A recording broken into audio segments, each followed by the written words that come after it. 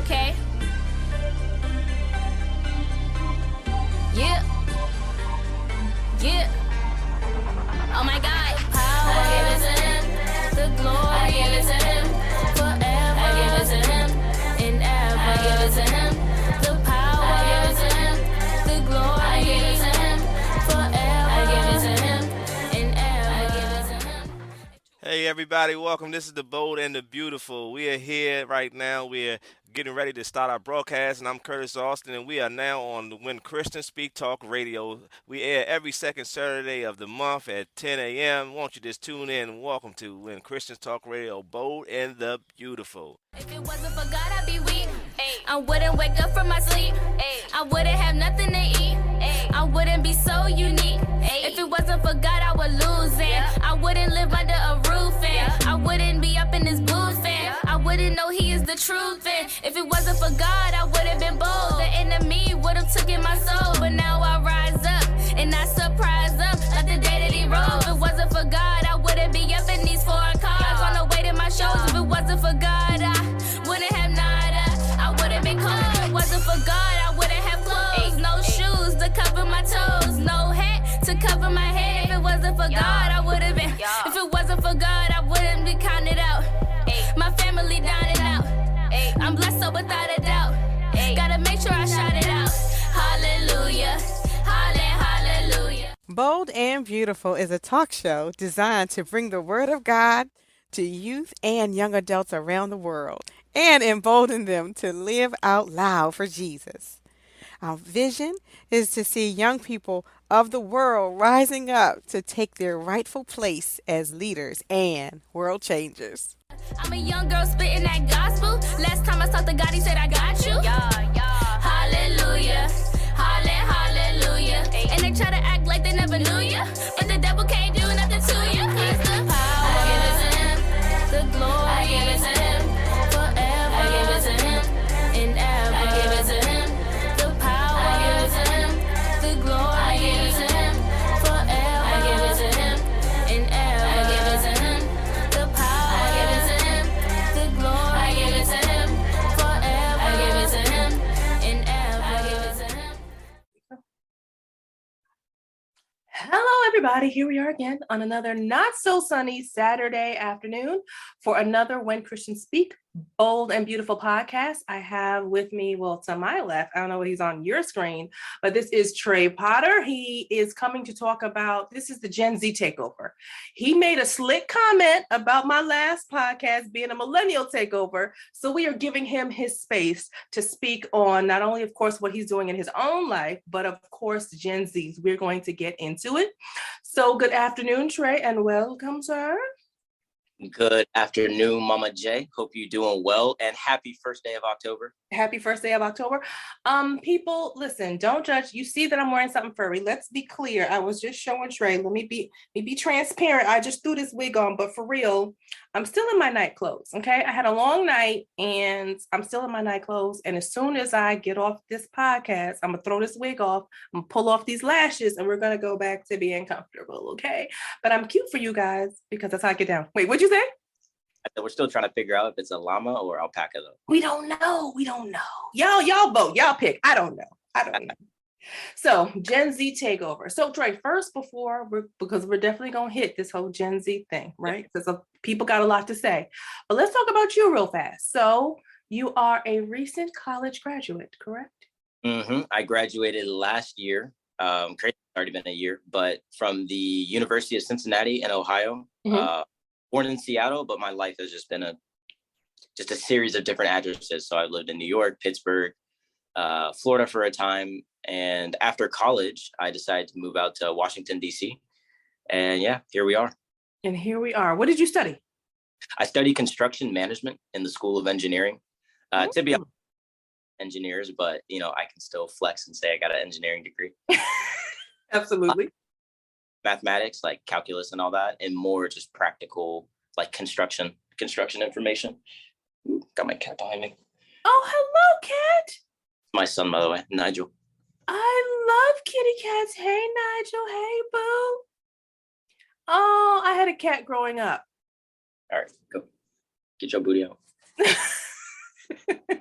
And cats are, for me, have you listen, this is about to diverge. Like we're about to, now that I saw that you had a cat, like this is a whole different conversation. Did you see the documentary on Netflix, Don't Fuck with Cats? Not at all, no. Oh, you should watch it. So it's basically how cat people help catch a killer, because the person who was a killer had first started by like torturing and killing cats and like posting videos online, and like the whole cat community was up in arms, and so like thousands of people were searching for who this was. And he ended up, I don't think he had killed at that point. He had first started off with animals and he killed a person, and then I think he actually he might have filmed it online. I think he might have filmed killing someone. You don't see his face or anything, but basically how they took the clues and helped find a killer, because you don't F with cats. I documentary, but I did hear about that, and I think it's so fascinating how, for a lot of like serial killers or murderers, they always start with like small animals, like whether it's a squirrel or a rat, and then it'll go to something more personable like a cat or a dog, and then humans and things like that. It's a damn shame, but I'm also very much a cat person. I think cats are so much better than dogs. For me, it's like I like how cats don't treat you as a god. Like with dogs, they will treat you like you are the sun and moon rises on you. But with cats, it's like, my cat isn't living with me. I'm living with my cat. Like, correct. That's a whole another entity. Whole different life. Like, oh hey, you're home. All right. Okay. I can. Absolutely. Yeah, I am an animal person. I have only owned a cat, but I've also owned birds, hamsters, guinea pigs, frogs, snails, All of it. I love creatures. And then I'm also like, I'm always looking for creatures. So anytime I'm driving, I'm always looking for animals. I'm like, oh, there's a bald eagle. Oh, I'm always on the hunt for all of God's creatures, because they're just amazing to me. Yeah. I bird one day. I think that'd be cool. Yeah. Birds are hyper intelligent.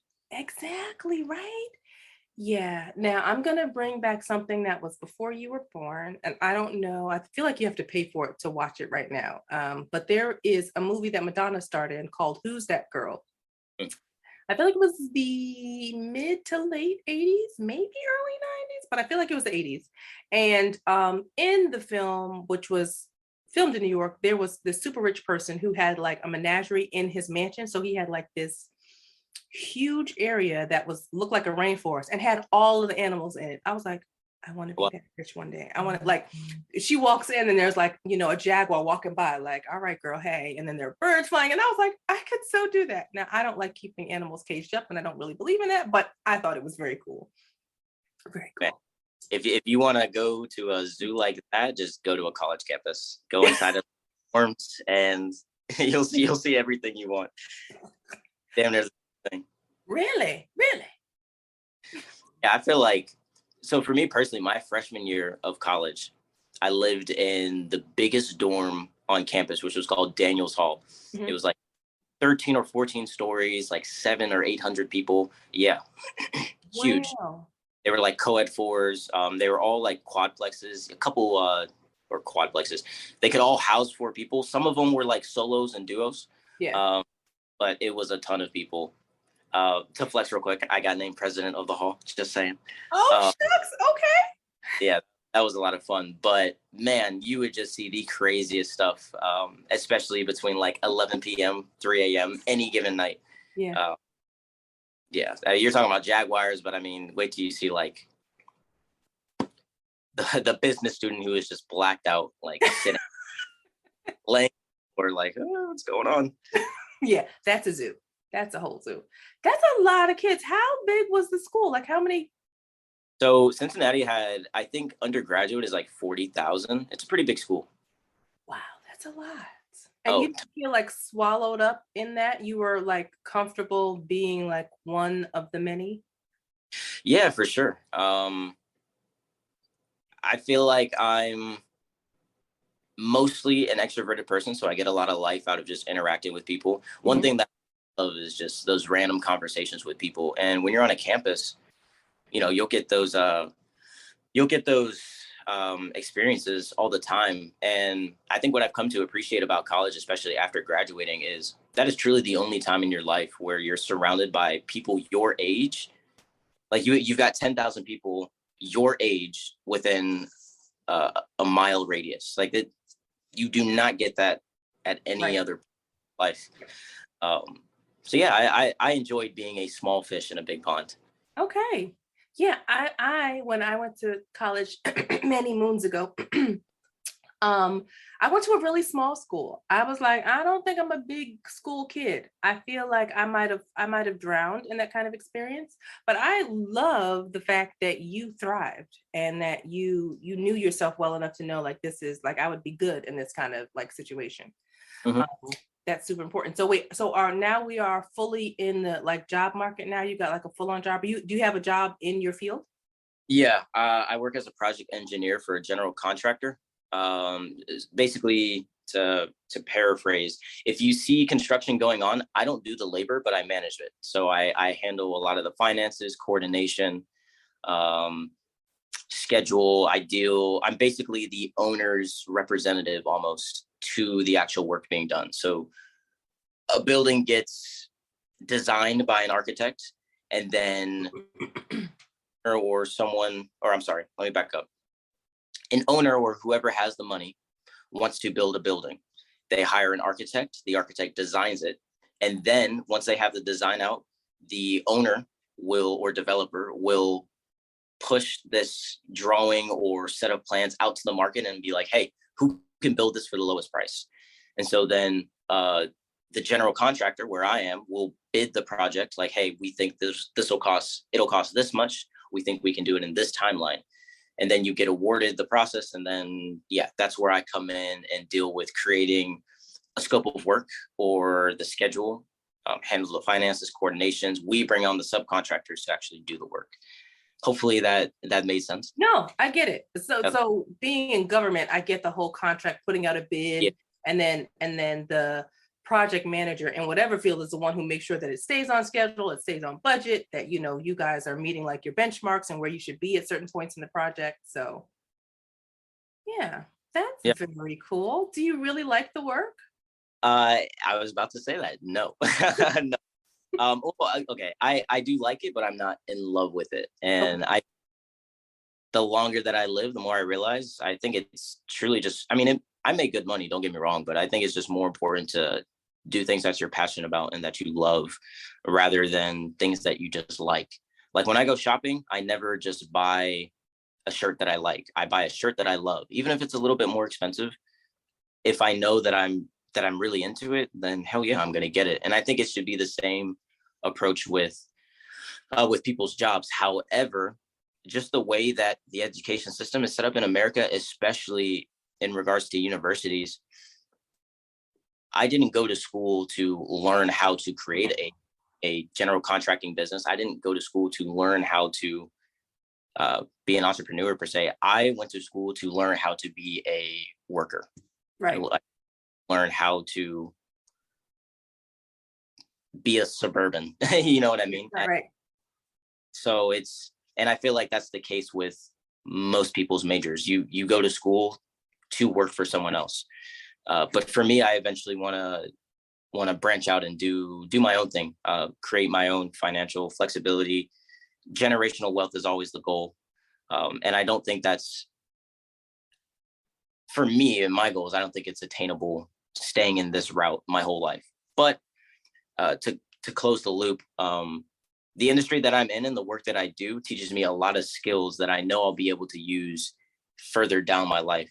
So it's a matter of, as you said earlier, balancing my impatientness and my ambition and kind of come to an equilibrium and, have my goals set in place so that I know that I'm working towards something and that I'm not just working to work, Right. Yeah. I think that's what we do a lot, especially in America, is we work to work. I'm like, that's not good enough.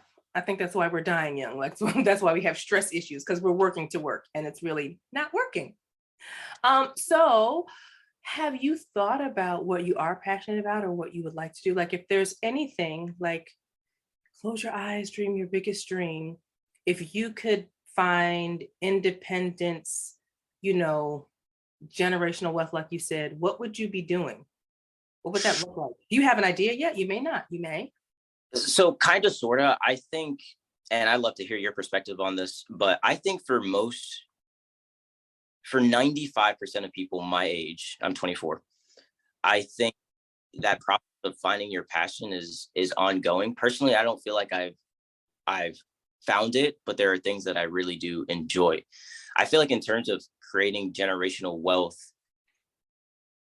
for me, I just want to do a couple of things that will like create or generate like passive income, whether it's eventually I want to own some properties and do development, but then I also want to be able to sell like life insurance to my family and friends. And that's like another stream of revenue, or invest, make sure like my 401k is popping off, my Roth is like good, you know, have the life insurance, maybe even do a little bit of crypto. So to really diversify it. If I close my eyes and dreamt, Trey, what could you be doing? And you would be making money. I would absolutely love to be able to travel the world and really just help people. I don't know if it would be in terms of like public speaking, and I'm speaking on something I'm really passionate about, that would help others, but I think something along those lines. Yeah. Listen, I feel like the wonderful thing about life is it'll help you flesh out and hone in what that kind of like looks like until it's congealed into something that like, oh, I could do this, right? I am super similar in that my whole life, I have been what I have called myself is a cheerleader. So I love to encourage people. Of course, spiritually, it's called an exhorter or exhortation, but it's the same thing. It's basically a cheerleader. So you love to see other people doing well, and you love to encourage people who are doing well. So thankfully right now, like the job that I have working for the government, I am helping people. So I feel like super fulfilled. Like I would do the work that I'm getting paid to do. I would do it for free, like, because that's how much I love the work. Mm-hmm. And I love the people group. I also believe, I think that's one thing that if you, and it may look different for everybody, but like for me, I feel like I've identified my tribe, the tribe of people who I want to help. Because it could be like, so like that could be broad. Like, I just want to help humanity. It's a really big, tall order, right? So my people group are people who have interacted with the criminal justice system in one way or the other.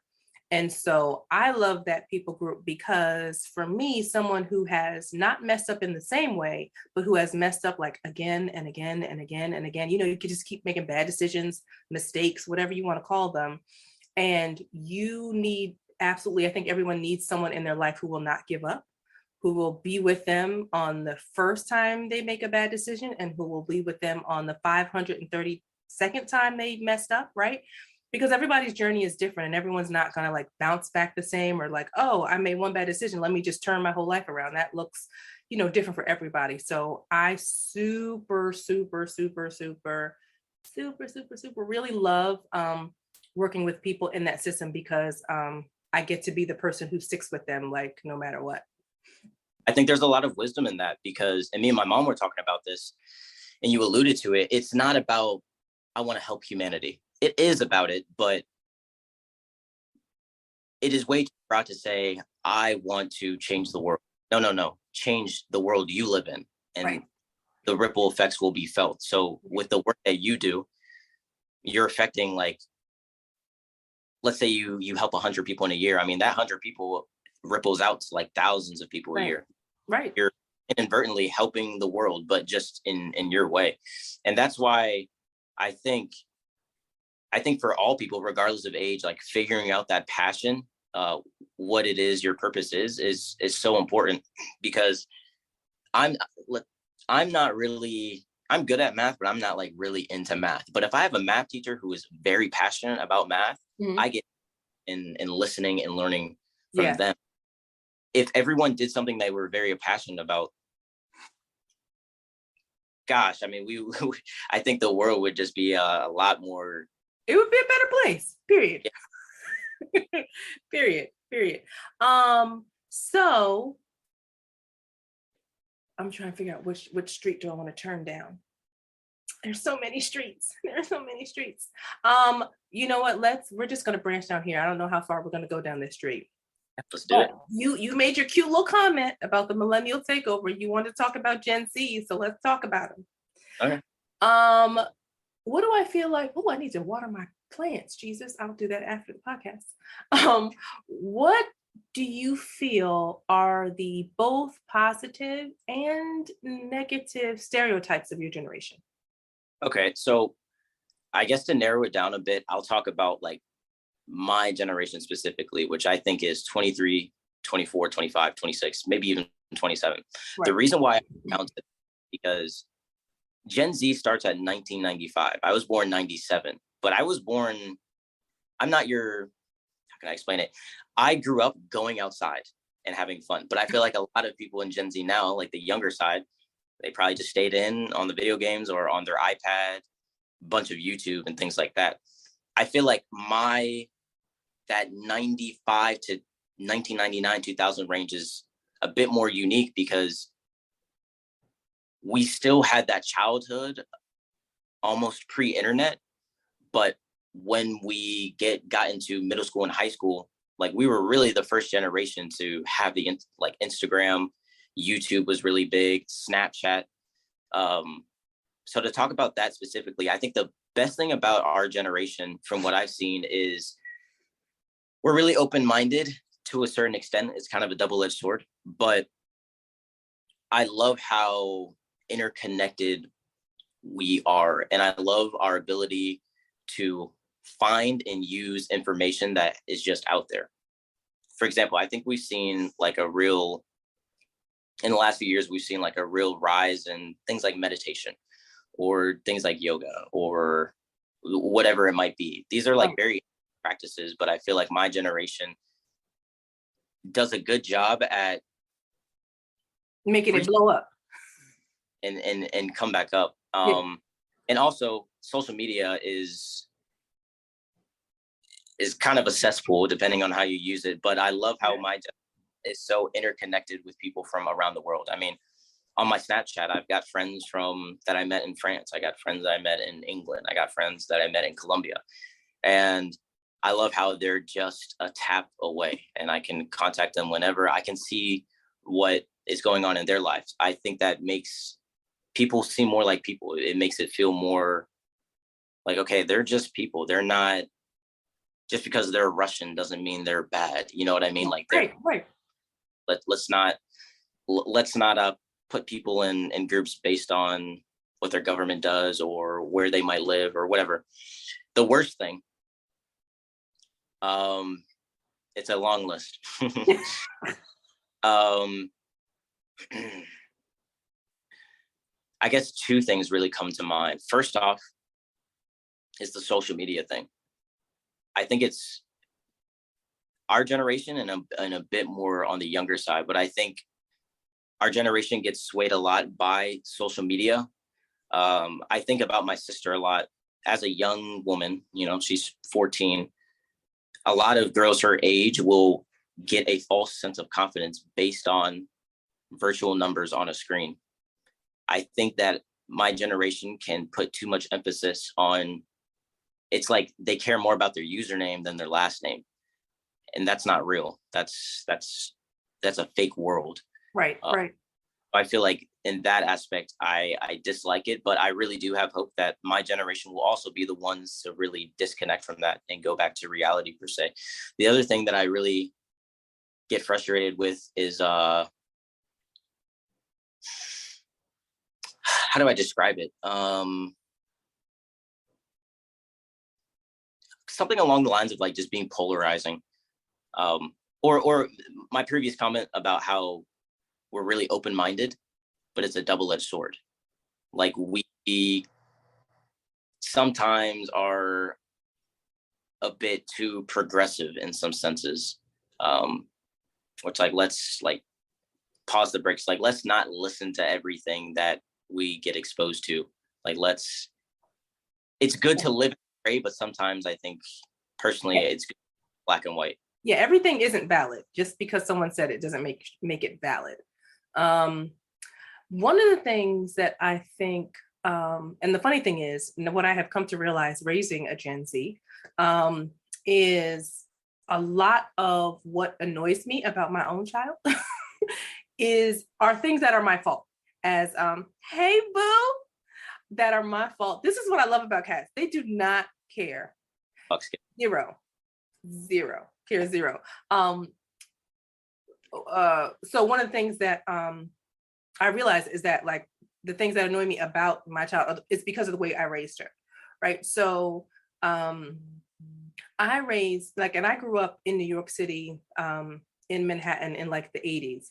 And at a very young age, I was maybe 8-9 years old. I was, walking the streets of Manhattan, 7:00 in the morning to take a bus across town, like a city bus across town. So I was managing my own time to get to school on time, to make sure I didn't get off on the wrong bus stop. So those are things that I did that I absolutely would never have let Hannah do it. Like, are you kidding me? Letting her get on a bus by herself at 8? Never. Excuse me. And excuse me. So some of the things that annoy me are it's my fault. Like I should have let her get on the bus at 8 or 9 because there is a certain level of like independence and critical thinking that you get, but my generation, I feel like Gen X's didn't recognize that some of the, what we call struggles for ourselves as children growing up were really character building. And they really built like skills that we use to this day. And I'll never forget, Hannah's gonna kill me for telling this story. It's like not really a terrible story. But basically, senior year of high school, we had moved to a new county. So she had to figure out where the bus is gonna pick up, the high school kids, to go to school. And so she called this phone number and she had the most confused look on her face. And so she just hands me the phone and I was just like, what is wrong? And it was a busy signal. And she was 17 years old and had never heard a busy signal before. And it just kind of crystallized for me in that moment that I had been making all of her phone calls. So she would never have had the opportunity to hear a busy signal because I handled everything. So at 17, she was coming up against, some kind of like conflict or adversity that she had never yet, experienced. But she could have had I let her do things earlier. Like even when I think about probably the first time I let her walk to a corner store or a store in our neighborhood with a friend, she was 14 years old. I would never let her go to the park by herself. I grew up in the age definitely of, we can look up and see where, sex offenders are in your neighborhood, so there were just things that I just did not allow her to do. But I'm like, okay, that might have a reason to why there are things that I'm like, why aren't you thinking about this? I'm like, oh, because I thought about it. And then I told you what to do. And so now you're at a point where I'm just like, well, I probably should let you do that thinking earlier. You bring up a really good point. I so much, and this is not a generational thing. I think this is just people in their 20s thing. Got that alkaline water. Love that. Mm-hmm. My mom spends so much money getting those down. Yeah. But I think people in their 20s, your 20s, a lot of it is about unlearning the bad habits or things that you got from your parents that necessarily weren't right. One thing that does frustrate me about my generation, Gen Z, which you kind of alluded to, is that we're really not soft, but pampered. It's like we have a general inability to see adversity, recognize that it is adversity, and be able to push through that adversity. And I feel like a lot of that is the older generation wanting the best for us, but not necessarily teaching us character building skills without having us pampered. For example, I feel like a lot of guys in your generation or older know how to fix cars and things like that. I mean, I know how to change my oil. I can change my brakes. I can change a flat tire. But a lot of that stuff does not get passed down to guys our age, because if anything, we have an app where we can just send our car to the detailer or to the mechanic and they can do it. Or gosh, I feel like there's so many examples of things coming in our generation, and living in that like comfortability, luxury, kind of just in turn makes us like not want to work, makes us a bit soft. Yeah, hopefully I'm making sense. No, I totally get it. Listen, and my husband, who was like in retail management for 30 plus years, so he used to always talk about, because he saw generations of kids coming into the workforce, and so he would see like generational things. And I definitely believe that like definitely Gen Xers, so like me and all of my sisters who all have children, from I think my niece is 31, 32, to my youngest siblings, nephews and nieces, who's, I think she's 18 now. We can definitely see how we wanted so much for our kids that we just did like everything for them. So then when stuff happens, they're like, what do I do? Like, you always fix my stuff, so now you want me to fix my stuff? Mm-hmm. You've been fixing my stuff my whole life, right? So why are you asking me to fix it now? And I feel like for you, and I kind of understand your perspective, because you had Hannah like relatively young, right? I did. I was 22. 22. Like my mom had me at 17. So it's kind of that same boat where it's like they want the best for you because of what they saw, that they're that they can be a bit overbearing, which is why I had to move out at 18 and like really get that space. But I think what we have to watch out for, and what I hope I don't fall into when I'm older, is being like, oh, this generation, like you're right. Grew up in the 1920s. You'd be like,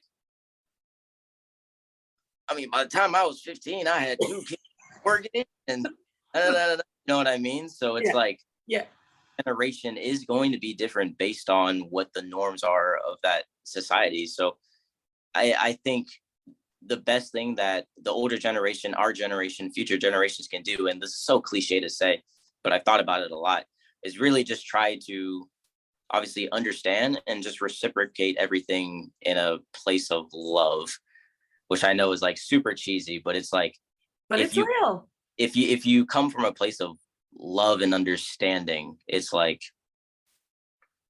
you'll be able to get why this generation might think like that.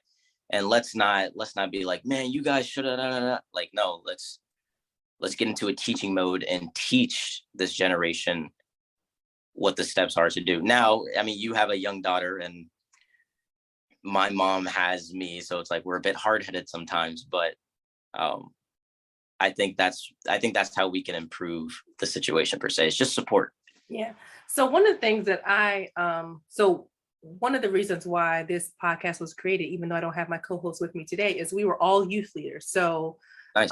I think my secondary tribe are children. I have always loved kids since I was a kid. So offline, we had a brief conversation about how like I've been babysitting since I was like 12, 13.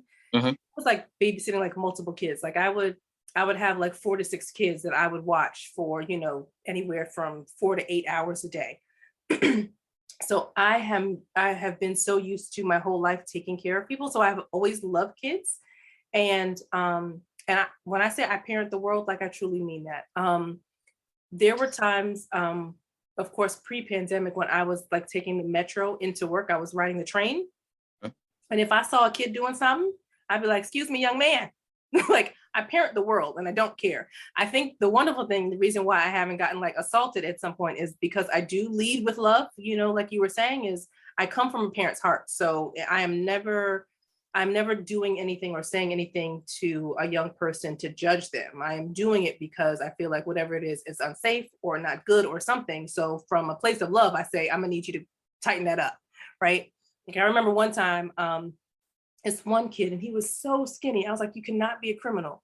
He was running up the escalator and stole an iPhone out this woman's hand, who was just like on her phone. He stole it and tried to run. And I just grabbed him, and he was so skinny and he was like struggling. I was like, listen, if I can stop you, like, you don't even understand what it's going to be like if you actually end up in jail. I was like, so we got her the phone back, right? And I was like, I'm gonna need you to go do something else, because a criminal lifestyle is not for you. They're going to break you apart in jail. Listen, I go to jails. I know what this is like. Like, you need to do something else. Wait, both. I promise. right? Like, you can't, if I can grab you up like this, can you imagine what's going to happen to you in like a cell with a cellie? Not good, not good. So I definitely think at the world.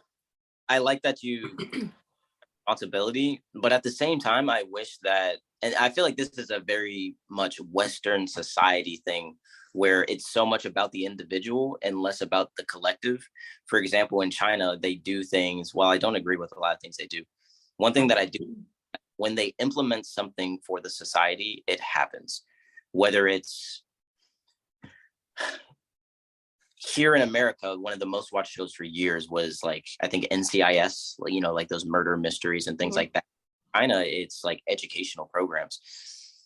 The point that I'm getting at is I feel like in America, it's looked down upon or frowned upon to raise a child as a community, and it's solely on the parent. But I like how in other countries in a more traditional background, it's no, we raise our kids as a community. Like we're all and trying to help, kind of like you were saying.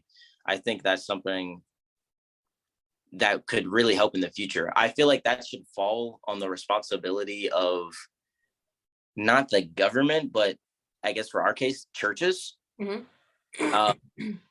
got the highest per capita of churches in the world, yet we suffer from like poverty and drug overdose and all this stuff. And it kills me when I see these church groups going out, as a Christian, going out and being like, yeah, we're going to go to Africa and we're going to help all these like don't go out here, your inner city and help these people. Like you don't have to travel across the world to like help others. Like you can help your community now. I wish there was a bigger emphasis in America on that, raising the kid as a community and less focusing on the parent or individual. Yeah. I definitely believe that was something that was a value of the Black community, you know, pre Jim Crow, you know, desegregation. I think there was definitely, like, if you talk to older generation, like your grandmother, your grandmother's grandmother, you talk to those people, they're like, listen, everybody in the neighborhood knew whose child I was, and they also felt very willing to both love on you and correct you, right? Like you could go to someone's house and get food as well as go to someone's house and get beat up because you was acting up in the streets and they saw you. So there was definitely that sense. And of course, I have an affinity for my own people group, which is, you know, African American or Black Americans. But as a human race, right, we don't. You made the point about like even sometimes your generation can be polarizing, but I feel like we're at a point now where like all generations are super polarizing. Yeah. Like we are in a place where we're looking for reasons to be separate, and you're different from me, and I'm over here and you're over there, as opposed to how are we alike and how are some of our values aligned, which is, you know, super sad because, you know, I love people. And so it always hurts me when we find ways to like exclude people from things, exclude them from conversations, exclude them from, you know, rights and freedoms, you know what I mean? So that's one of the things that I love about your generation is when you said you're open-minded, I do believe that. I believe that your generation is super like welcoming, and they're like, oh, come, you can sit at our table. Like we accept everybody. And I think that is one of the best things, because there are so many people who feel on the outside and who feel like, you know, they're weird or different than. So the fact that your generation is one who will welcome anybody, I think is just such a treasure. It's so funny, even when I think about, so for y'all listening audience who don't know, me and Trey met on the dance floor. That's correct, because we be out in these streets doing salsa. So this young man be out here, you know, doing turns and stuff, you know what I'm saying? So one of the things, I was taking a class on George Mason University's campus. I've been going to that recently, matter of fact. So yeah, so they just had their second session. I haven't started going to the second session yet, but of course, that is all mostly Gen Zs. There are some people who are older like me, but there are a lot of Gen Zs who take those classes. And one of the things that I love, like looking at the makeup of the class, which is not something that was typical for like my generation or older generations, is you will have a lot of females who are leading and a lot of males who are followers. And I was like, you know, that is I think my generation may be the last generation who kind of, this is the way it's supposed to be. This is, what the value is. And if you're outside of this, then something is wrong with you, right? And so I love the fact that I can go into a class with young people and they're like, we don't have gender norms. We don't have, it is whatever you feel comfortable doing, that's how we're going to show up. And I think that's a beautiful thing. Oh, that's my mother calling me. Hold on, let me tell her I'm doing a podcast right now. Pat Randall, I'm filming a podcast right now, so I'm gonna get off the phone. Yes, I'm recording and filming you. You're not on camera, don't worry about it. But I love you and I will call you back. Bye. So I love that about your generation. I love that you all don't stand on what was done before. Like, I think my generation was the last to say, well, my parents did it like this, so we're going to do it like this. And your generation is like, we don't want to do it like none of y'all. We're going to do it like we do it. And you didn't like it, but that's how we're going to do it. So I want to hit on that point, and then I want to hit on the polarization point. But with this in particular, so I feel like just growing up in Ohio and just the background that I'm from and the way I think, I feel like I'm a bit more on the conservative side. So I don't necessarily agree with like some aspects about the whole gender thing. But what I can appreciate is, and I feel like what you're getting at is that my generation does, and excuse my French, just does not give a fuck. Like, right. Do what you want, like Zero. It's like, I feel like we're just a bit more inclusive. And I feel like that is due to the fact that we just get exposed to more things. It's very hard to be racist to a person if you sit next to them in class all the time. And I feel like my generation has had the privilege of, going to school, and a lot of times, regardless of where you are in the country, it's pretty diverse. And then on top of that, with social media, I mean, you're just following people, you know what I mean? People that you see, you're seeing all different races, whatever, gender, ethnicities, religions, like you're seeing all of that. So it's not like when a person walks into a room and they want to do this certain thing, it's like, oh, I haven't seen this before. It's like, no, I've seen this on social media. I've seen this in person. I've seen this just out and about. So I do love how, and that's a good point. I really do enjoy how like inclusive we are, just more accepting of people. And with the polarization thing. So I think I'm going to hit you with a stat here. Off the top of my head, I don't know like the publication that came out with this, but on average, Gen Z actually uses Instagram, Facebook, Snapchat, YouTube, Twitter less than millennials and Gen X on average. The app that they use more, which I personally don't use, is TikTok. So TikTok is like really used in my generation, but all the other ones are less. And when I heard that stat, I was like, you know what? That gives me so much hope, because I really do feel like when my generation is at the age to hold high positions of power, I think we're really going to see a reversal of just this entertainment cesspool that we've kind of got down in. I think my generation is going to be the one to really separate ourselves from the matrix per se, and not be so caught up in the fake world of like social media. Yeah. A lot of good from social media, but I think the way that the people in power are setting up these algorithms is set up in a way to cause polarization. Absolutely. And I think when my generation gets there, we can put a stop to this, because we've experienced it. I mean, we've literally grown up and see how detrimental it is. Right. But I feel like for millennials, older millennials and Gen X, you guys lived a whole life and then saw this, but it's like we lived in it. You know what I mean? Right. So it was there from the beginning for you all. Mm-hmm. Yeah. It's so funny when you just think about the things that you guys have never like had to use, like, like a phone that dialed like this, like what, I don't understand. Or, it's so funny now. I remember when my Hannah was younger, I bought her like a a retro Polaroid camera, but I was like, I remember when the original Polaroid camera was out. These things, when we had to go and take our film into a store for them to develop our film. We didn't just take pictures because we didn't have smartphones and we didn't have clouds to store stuff on.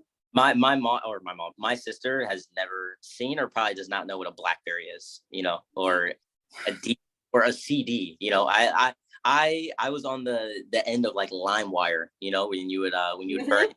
No, you don't got to do that no more. Are you kidding me? Tell you how I hated to give away my BlackBerry. Like it was one of my earliest work phones. Mm-hmm. And when they had tried to get to go to like a smarter smartphone, I was like, but why? BlackBerry is perfect. Why would you do this? Like, I bought a BlackBerry for my personal phone because I loved the BlackBerry for my job. And I was like, why? That means I have to like upgrade technologies. I don't understand why. Oh my goodness. So you moved out at 18. Let's get into that. Like, what? So move out is, I feel like I said it in a kind of a loose term. I just left to college at that time. But once I left, I remember the first day. I won't get into what happened the summer before, which might have like caused some of this. But I remember on the first. Just drop that little Easter egg and not be like, but I'm not gonna tell you what it was, but it was something. Easter egg for future episodes. We'll say that. Okay. First day of college. I was living in Columbus, Ohio, where Ohio State is, but I was going to go to school in Cincinnati, University of Cincinnati, go Bearcats. So me and my mom drive 2 hours down. I remember we pull up to the residential hall. There's hundreds of kids there. I had to go inside the building and get my key for my room. I go in there. My mom says, hey, I'm going to put your stuff on the sidewalk just to help you get ready. I get my key. I come back out. All of my belongings are on the sidewalk and she's gone.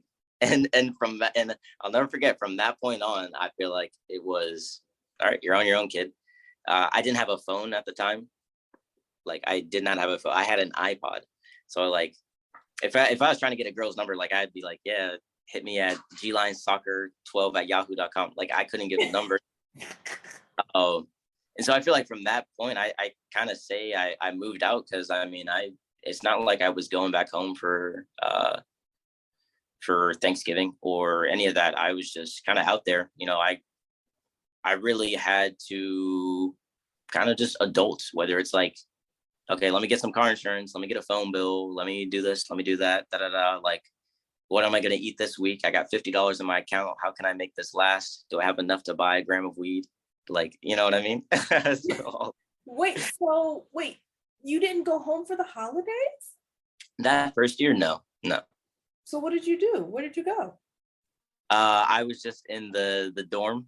There was like, it is so eerie to be in a building that's meant for 800 people and there's like 5, but I just stayed. Yeah. Interesting. How did that feel? I think at the time, of course, I was like hurt to a certain extent, but shoot, I ain't perfect. I definitely did some things that probably hurt my parents too. But I think I would not change anything because that stuff had to happen in order for like me and my mom to have a great relationship now. You know what I mean? Yeah. Those learning curves. It did suck, but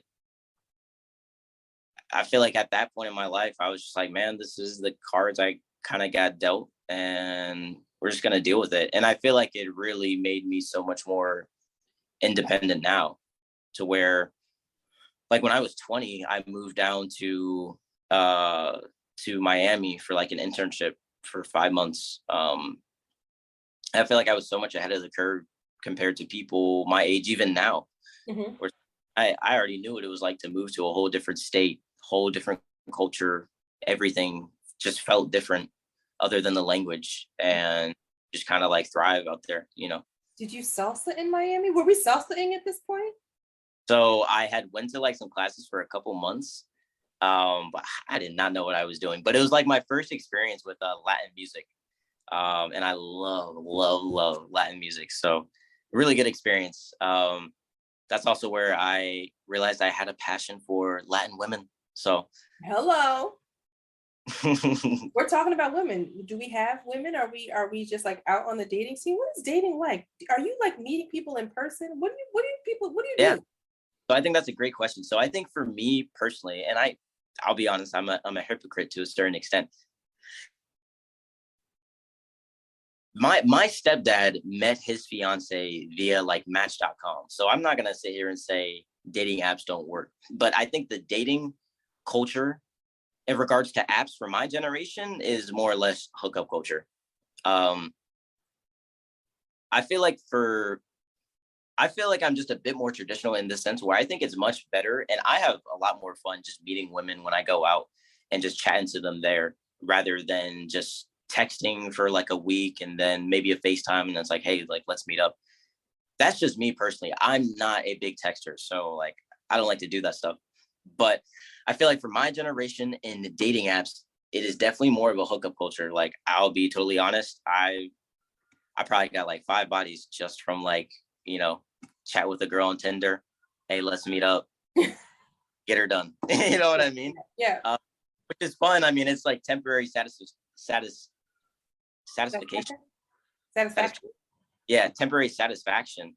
But I don't think that's like the way people should live their life. But I feel like the dating scene is relatively like the same for my generation and your generation. Like a lot of people from my age group, if they got married to someone, they probably met them in college or met them in high school. Right. Met them going out. I know there are like successful relationships from dating apps, but I don't really see it too often.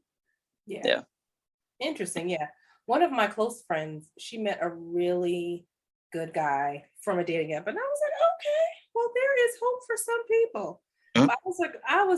I'm so glad because I'm not like super into technology. So that the whole thing of trying to like find a life partner starting on some form of technology would have been more than my little mind could take. So I'm so glad I'm out of the dating field right now. Like more power to you all. It's so funny because a lot of the people that I go dancing with, they're all single. And I'm like, why weren't you guys in my life like 3-4 years ago? Like there was a time, especially again, pre-pandemic, going out in the workforce, I was like, I know a lot of good guys, but now I have not been in contact with them for several years. And so now y'all out here single and I can't connect you to these guys I haven't talked to in a couple of years. So I also like, continue. No, you go ahead. I was going to say what I do like about, this is just a random thought, but dating apps now is that there's more emphasis on the woman reaching out first. Like the woman has a bit more power, which I personally love. I mean, I'm a shy guy. Like if I'm around like a pretty girl, so it's like if she shoots her shot, love that. Are you shy? Yeah. If I'm like, oh my god, you're so cute, like that, I'll I can't. I don't know. I get a little nervous. So I love that women are being more empowered now to just like take action and shoot their shot. You know what I mean? I do. What's the best date you've ever had? Best date I've ever had. The ones that end in my bed.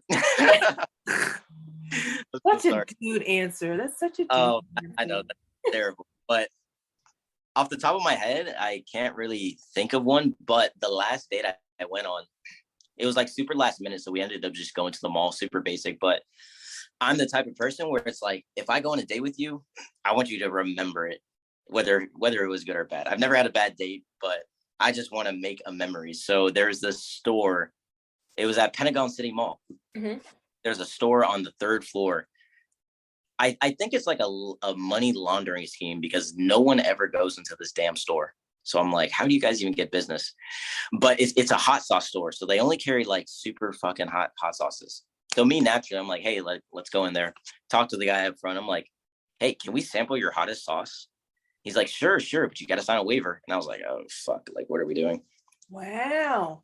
And so we, he put like the super fucking hot sauce. Who knows what it was called? Like nuclear explosion, death. I don't know. Okay. But they put a little dab on the spoons. Cheers. And yeah, we cried together for like maybe 15 minutes. She almost got like had to run to the bathroom because she said she was feeling a bit queasy, and I felt terrible.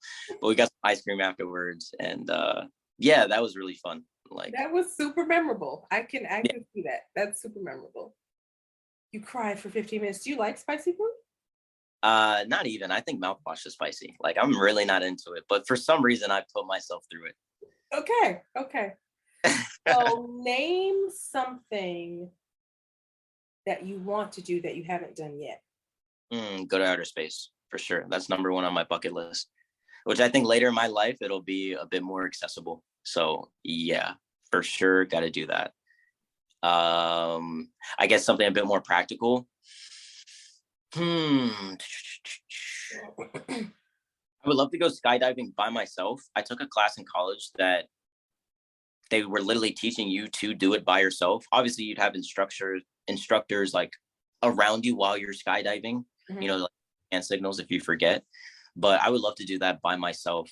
I would have done it, but I was broke at the time. It was like $250, and I was like, ooh. So Eat. So I'm gonna skydive or eat.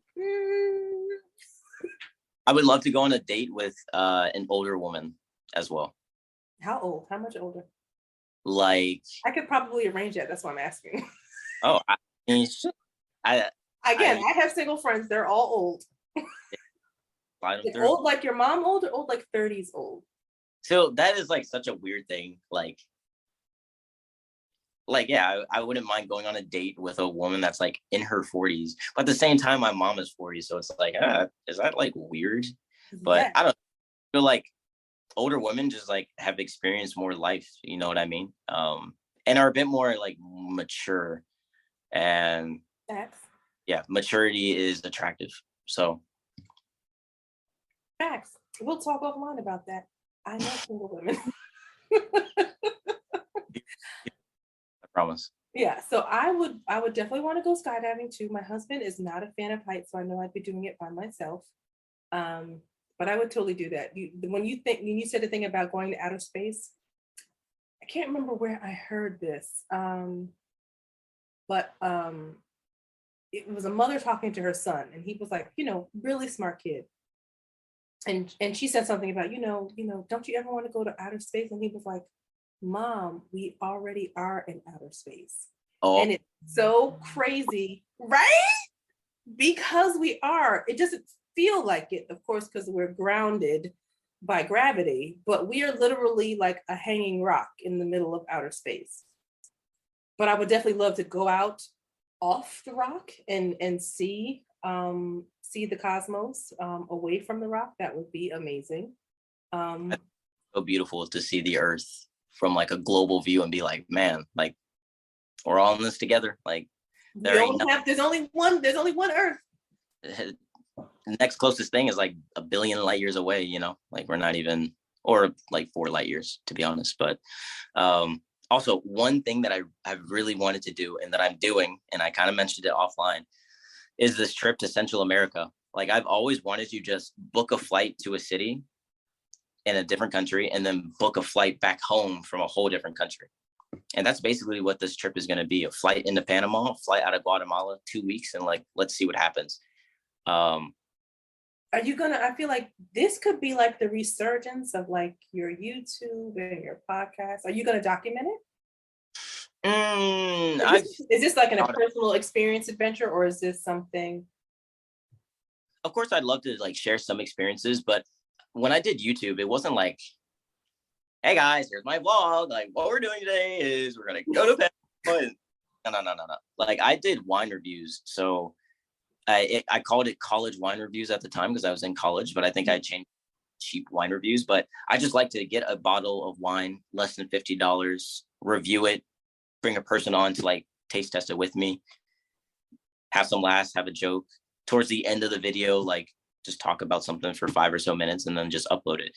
So if I did something like that in Central America, I would just, I don't know, like if I'm in San Jose, Costa Rica, I would go to like some winery or whatever, or go to a store, pick up some $5 wine and like try it there, sit in the street, record myself, upload it, like something like that. But yeah, this trip is more or less just to see if I can do it. Can I learn Spanish enough Spanish in 7 months to be competent and then figure out my way through all these countries. Can I think I can. So although you don't have like an itinerary, do you have the countries you want to hit? Yeah, for sure. Matter of fact, this weekend I narrowed down my itinerary a bit more, but land in Panama City, stay there for 3 days. I'll be there during Halloween. Take a 15-hour bus ride to San Jose, Costa Rica, visit my tutor who lives like 15 minutes outside of it. Spend maybe like 2 days there and then go to Nicaragua, in Managua, which is the capital. I heard the people are just like really nice there. It's super cheap. Spend probably most of my time there, maybe like 4 or 5 days, visit the volcanoes that are there, whatever else. And then from there, I know I have to end in Guatemala City, but I don't know if I want to like spend some time in Honduras or El Salvador. Either one or the other. But yeah, this weekend, I definitely want to do some research, like what are the big things to hit? Yeah. Like I know in Honduras, like North Honduras or South Guatemala, there's like a bunch of those like old Aztec cities. That would be sick to see. I love history. So to see something like that would be awesome. But what I have found on any trip I've taken out of the country, whether it's France, Colombia, Canada, or I'm going to Louisiana, it's not about the places that make the trip. It's the people that make the trip. So I really just want to put myself in a frame of mind where I am like willing to just talk to people. Like if a guy or gal is just like, oh, I'm going to Costa Rica too. Like you just want to catch a bus together. Fuck it. You know what I mean? And that's also why I've just been learning Spanish, because I really want to be able to talk to people there and know their story. And who knows, maybe someone invites me in for dinner and I just have like a wholesome, like El Salvadorian dinner with them, just stuff like that. That would be amazing. Yeah. I can see it. I can't, so we'll have to, I might give you till the end of the year, we'll see, but we definitely have to do like a part 2, because now I got to hear about this trip and like all of the things that happened. Yeah. That's going to be very cool. That's going to be exciting. Mm-hmm. That's fun. Question for you. Yes. So we talked about it a little offline, how you've kind of been a mother your whole life. Yes. And it seems like this is a very natural thing to you. So to give you context, my mom had me at 17. She was raised in 23 foster homes. Okay. Whole thing. Very, very resilient woman, though. She's now a counselor for endangered youth. She's a model. She does makeup artist. She does public speaking, gets paid like pretty good. She built a school in Africa. Like she is, I'm glad that we share blood. However, no, not however. Furthermore, I've noticed that over the past few years, she's doing things that I feel like she missed out on in her 20s, whether it's, I see my mom go out a bit more, on like a Saturday or to a club or something like that. And I feel like it's because she had me at 17, so all she had time for was to be a mom. Yeah. For when I was my senior year in high school, I took my mom to prom because she never had the opportunity to go. And it was like a big deal in the news for whatever reason. I didn't really think that big of it, but it kind of hit me like a few weeks ago. I was like, man, my mom really never had the opportunity to go to her senior prom. She missed out on a lot of these things. Right. So for you, and maybe if you have friends that were also had kids young or were single mothers, do you feel like in some instances in your life, you're kind of playing catch up in a way? Like, do you feel like you're doing things in your life now due to the fact that you weren't able to do these things when you were young because you were being a mother? No, only because for 2 reasons. One, because I had my daughter after I had gone to college. I had the span of college. Okay. So, I partied and I did all of the college things. All the college things I did all of those things. The only thing I did not do in college was smoke or drink. Because I also was of a generation who watched a lot of like Lifetime specials. And I was like, listen, if someone's going to try and rape me, I want to make sure that I have my faculties so I can fight. So, but what I did do is made everybody think I was drunk most of the time.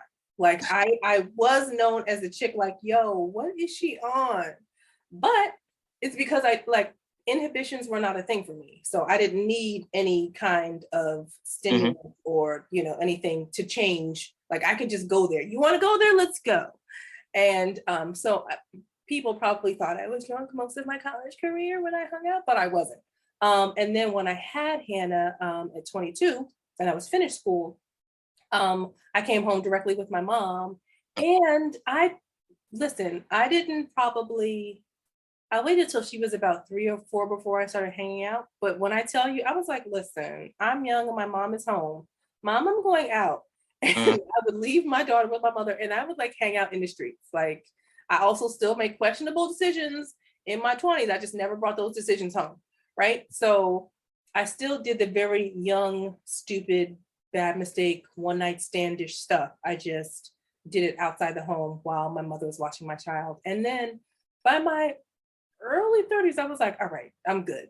I feel like I've done it. That's your system. I've done enough. Yeah. You know, I've thrown up in a club bathroom. I'm good. A good segue. What's your opinion on recreational drug use? So Drugs. So I feel like the way we have approached drugs in America has been to criminalize minorities. And so I hate it for that reason, because again, and I'm a justice professional, so I am in the system that criminalizes substance use for minorities, and in the same way that they don't do it for their white counterparts. And so probably if you asked me this question maybe 5-6 years ago, my answer would be different. But I am of a place now where as long as you're being safe and you're not like actively destroying brain cells that you're going to need to use to like learn how to like brush your teeth or drive a car, like I'm okay if you're okay. If it's not harmful, if you're not doing it for reasons that you're trying to escape trauma or pain or something, then I'm okay. The only thing that ever bothers me about substance use is that people do it to mask stuff or to escape stuff. And so it's not healthy. And they do that with alcohol as well, right? Some people do it with food, some people do it with shopping. So it's really just about making sure that whatever it is that we are ingesting or doing with our lives, that we're not doing it to try and not deal with our own stuff, because we all have stuff. And this is me putting on because, you know, I work in mental health and substance use. So putting on my fit counselor hat, you just want to make sure that you're dealing with your stuff. And you bring a point with people using drugs to soft over their problems, or they're kind of living under a cloud. I think a lot of people in my generation suffer from anxiety or depression. Whether it is really that is a whole nother discussion. There's a lot of factors for that, but I think a big reason, especially for like college students, is that they're using a drug a lot, or they're drinking a lot, or they're smoking weed a lot, or maybe they're doing cocaine, or they're doing acid or shrooms. I think, and the Bible talks about this a lot, to make accurate decisions for your future and your life, you have to be sober-minded. I think that is a huge thing. I feel like a lot of people who are struggling with the drug use, you know, I mean, obviously like addiction is a real thing, but I think for a lot of people, if you take a substance and you do abstain from that, you will get a more clear image. You'll be more clear-minded. You'll be able to make more rational decisions. And I say this off of experience. For example, in college, when I got into college, Mama J, I was so pure. I had one girl. I ain't never drank anything, never smoked any gas, didn't have any tattoos. Yeah, I was so pure. But when I got into college, man, that first year, everything changed. I've never been much of a big drinker, but my thing of use was marijuana. And I had started using it so long that I feel like it was a part of my identity. And I had noticed that I would get more social anxiety or have feelings of depression. And it's like, I didn't know why. But after I stopped smoking weed, I was like, man, the weed was like kind of like a big part of that, because I was never sober minded. I was always thinking under the veil of substance. Right. So I think for me personally, I think it would help a lot of people is just especially young people, is to go like 3 months without doing anything. Like I'm happy because this year I taught myself how to go out without drinking. Again, I've been much of a big drinker, but I also didn't like the fact that I was just kind of following the crowd, and it's like I couldn't have a great time without drinking, and I hated that. I was like, man, let me teach myself how to go out and just have a good time, just be there, be in the moment without having a little something extra, you know? That's real. That is very real. And I think we're still learning that, like at any age like that. I don't think that is something that you all of a sudden find and you don't ever have to deal with that again. Like, I think at every stage, you're still like, should I be doing this? Is this really, what are my motivations behind why I'm doing this thing or that? I mean, it could be, again, a lot of things, right? But if it's, drinking or drug use, whatever, it is really just like checking oneself. I do a lot of, why am I doing this? Like, girl, check yourself. Why am I doing this? Or Huge. Why am I reacting like this? Like, what am I feeling on the inside? What am I saying to myself to make me feel this way? And it is super important, I think, especially for today, because so I don't listen to the news a whole lot because I am like a super empathetic person, and I cry super easy. Like, if you were telling a story and you started crying, I would start crying because I would understand the emotion for which you are expressing, and I would be like, yeah, that is really deep. So I'm that person. So I don't watch a lot of news because I would probably need a lot more therapy than I already get, and I am in therapy, but I would probably need a lot more. But it is important to like know yourself and to know the kind of person you are, and to know what works for you and what doesn't, because that looks different for everybody. Like, my mom could watch the news all day and be fine. If I watch the news all day, I'm like, I want to crawl in my bed and hide for like 3 days because I'm super depressed. And there are a whole group of people that I want to help that I can't, that I don't, like, what am I going to do? I can't help these, kids locked in cages. I can't do it. So, you know what I mean? So, I try not to feed myself with things that I know, like, I can't handle. But so when you go on this trip, are we going to be partaking in stuff? Like, probably not. Maybe like a little bit of alcohol if I'm out with some friends. But I think especially when you travel abroad, like, the customs and culture are so different. Yeah. In Latin America, like, you have to be very crazy. For example, I've had experience. Now, I was in a city called Cartagena in Colombia, right on the coast. Only place in the world I've ever gotten sunburned. I thought I was black enough. Guess. Been there. Yeah, my light skin ass got like, but I was out one night. I went out with some friends that were at my hostel. We were staying on a beach, basically. We were like 5 miles out the city. We take a taxi into the city, and we go to like the party part, and it was basically all just foreigners. Like, the bars, you literally had to show an international passport to get in. I met this girl, which is how most of my stories start. And I forgot her name, but she was German, but of like Moroccan descent. So bad, like, ass, whoa, crazy. and she had a friend that was from New York, matter of fact, this black girl, and they were like, can you get some weed? And I was like, yeah, like, I think so. I asked the small Hispanic dude. He didn't really like speak any English, so I asked with the little Spanish I knew. I was like, marijuana, 2 grams? He's like, yeah, sí. 5 minutes later, he leaves. 5 minutes later, he comes back. It's like 20,000 pesos for like 2 grams, which I think is, I don't know, like $15. Gave him the money.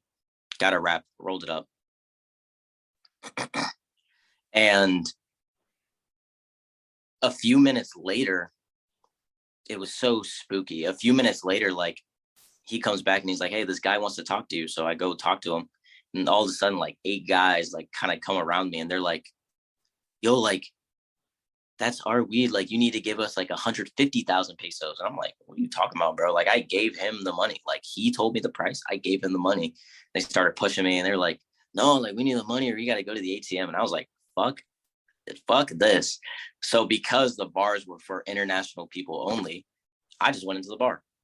I went in at like 11 a.m. I stayed there with my friends till like 3 a.m. I was like, I was spooked at that point. But I was like, so much time has passed. I'm fine. So all of us leave at like 3. I walk out. I turn to my left. And like 3 of these guys are still there. And they immediately look at me like, oh, where you been? And I'm like, fuck, dude. Like, oh, no. Thank the Lord there was a taxi right there. I go up to the taxi driver. I don't even care how much he's asking for. I give him money. I tell everyone to get into the car and we leave. And that whole drive home, I'm in the front seat by myself, spooked, not saying a word, like pale, just looking in the rear view, like, gosh, is someone following us? Because it's Latin America. Like, I don't know what they're about. So yeah, after that, I was like, you know what? When you're in a different country, if you're not in like Amsterdam or something where it's legal, right? You don't ask nothing. Like, will not put myself in a situation where I could fall victim to my own ignorance. So on this trip, again, this is just about practicing my Spanish, seeing cool places, meeting cool people. I'll drink a little beer or liquor if I'm in a group of people, but I'm not doing anything crazy by myself or asking for like stuff from random dudes. Yeah, no. But it sounds like so obvious. Like, don't ask drugs from random people. But like, I mean, I was like 22. I mean, I was like 21 at the time. So it's like, man, I feel invincible. You know what I mean? But until you don't. Yeah, aren't, but that was an awesome trip too. So that's very cool. I definitely want to travel more. We were talking earlier. Mm-hmm. We said it on, it's so funny. I'm trying to like, did we say this before the podcast or on the podcast? But we were talking about balance and we were talking about how you shouldn't, work to work, but work to like live and to experience life. And I feel like I am now just getting to that point. We're talking about all this self-examination. I was definitely one of those people who I could work all year and maybe take one vacation that was like a week long, but then I'm working the rest of the year. And may take off, 2 or 3 days around like, Thanksgiving and Christmas, but not ever like traveling like I want to. Like, I want to experience all of the continents, and I'm a foodie. So I want to go to all of the good food places. Mm-hmm. So anywhere where there's food, animals, and like old culture, those are like my top 3 reasons and places I want to go. And then, when I started watching also, you can see I watch a lot of Netflix. Amazing Vacation Rentals is a show on Netflix, and they each episode has an economic stay, a unique stay, and a luxury stay.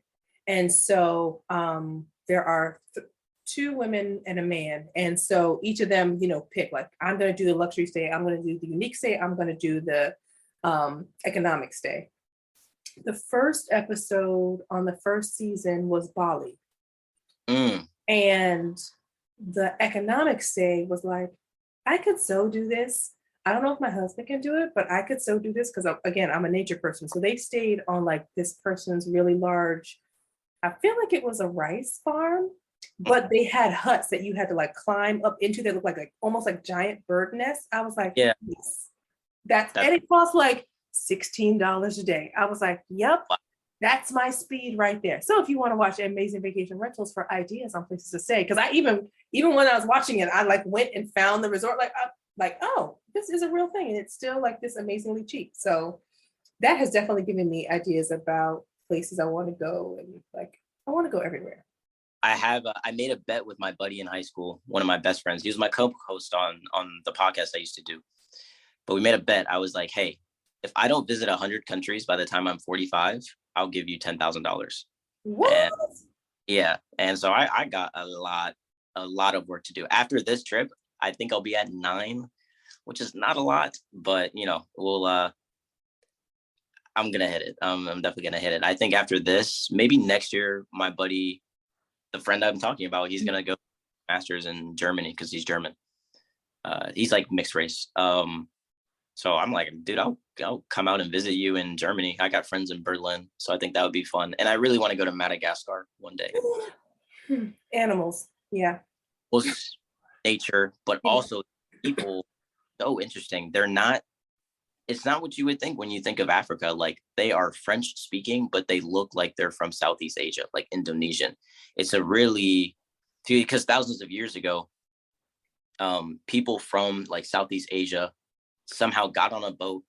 I don't know how they missed like all these other places, but they got on a boat from Southeast Asia and basically migrated to Madagascar and settled there. And then through colonization, they started speaking French. So I think that is just such an interesting like mix of old culture, new culture in Africa. Like, what? Yeah. That's a place I'd love to go to. Yeah, that sounds very cool. Very, very cool. I think for Hannah's graduation next year, which I need to start planning, wants to go, of course, to South Korea. Of course. All things Korean. So you're ready? Band. Yeah. So random question for you. Yeah. Who's your favorite president? And if you could bring a former president back now to like run for president, who would it be? Oh God.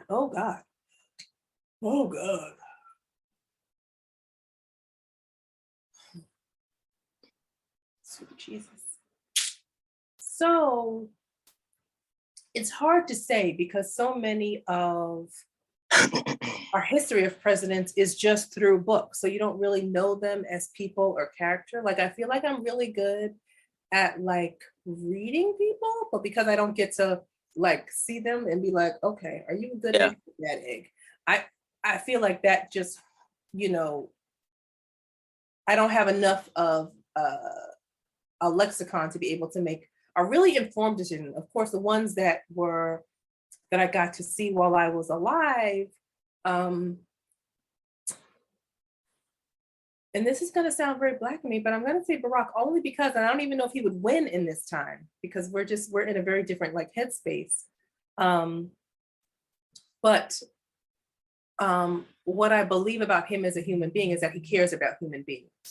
And so I can vote for people who are outside my party or who have different, views as me, if I feel like you care about human beings. Mm-hmm. A lot of, like the political discourse and how politics are today is not about people, it's about issues. And so I don't care what your position is on issues, is this how it affects like people. Like if you're like, policies and things that you're doing, like how can you justify that if it's like actively harming people? Then that doesn't make sense to me. And so I would pick Barack only because I believe he cares about like humanity. I feel like, Biden, bless his very old heart. I believe he also cares about humanity, but he's just so old. Yeah, that he got dementia. He's so old. And then the talk of him like running again, I'm like, I don't think you should do that.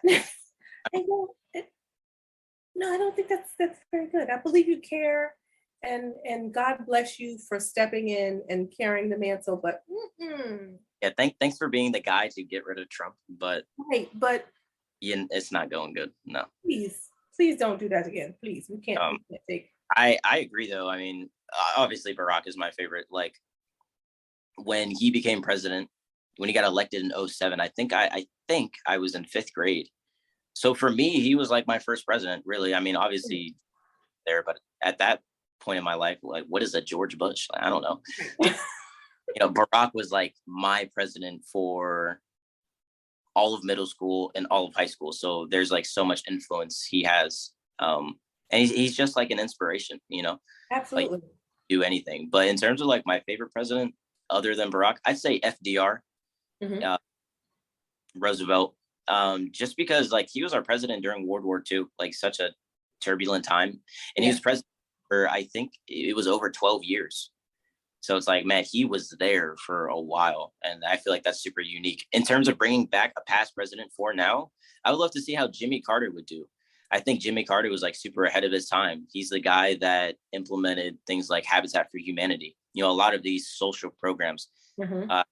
Like such a sweet guy. So I think he Does- would. It's about humans. He does. Yeah. Yeah, exactly. He deeply cares about humans, and you can see it in his policies. So I think he would be a really good fit now.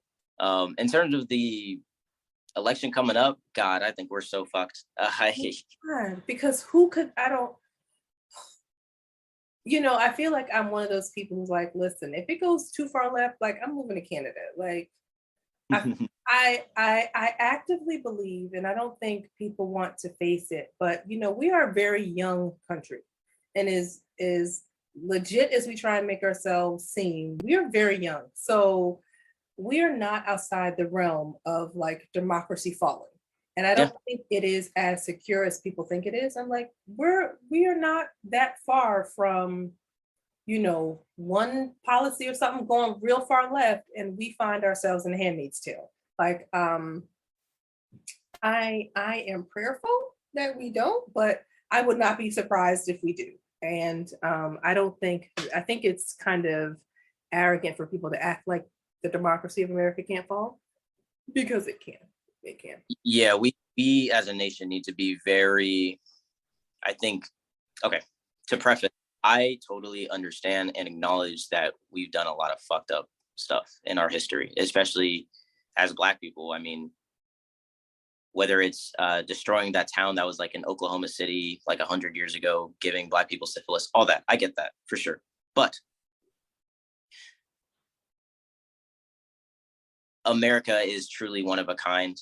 There is not only no other nation in the world like us, but there hasn't been in history. And I think we really need to appreciate what we do have. I know like a lot of people say like, we need to have more trans rights and more gay rights.